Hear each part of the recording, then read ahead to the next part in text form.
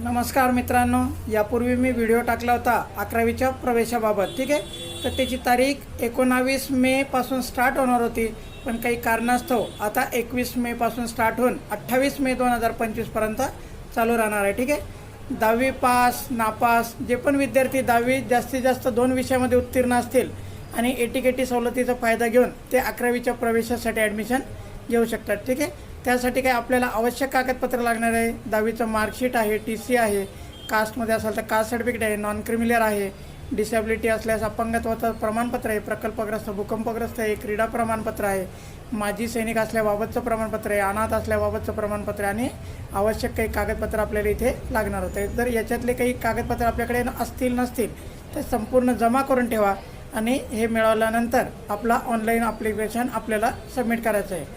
तर याच प्रकारची माहिती मी माझ्या चॅनलवर देत राहतो. डिप्लोमा इंजिनिअरिंगची देखील माहिती आपल्याला